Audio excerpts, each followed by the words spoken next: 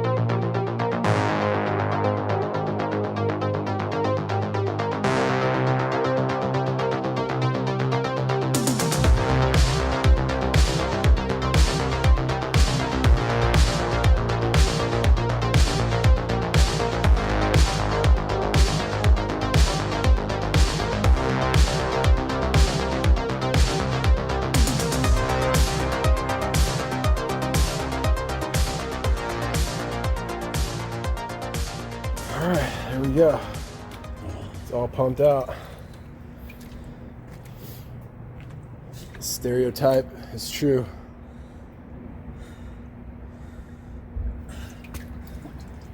That's it. Now, if we can't get it, it's not that big of a deal. We just got to get that pump out of there.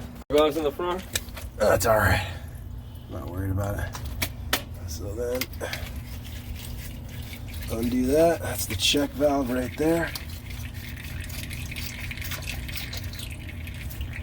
And then just pull it off, really. Guess I can undo all of these. You put one of these in before? Yeah. Oh. I don't do them very often, but yeah. Looks like big.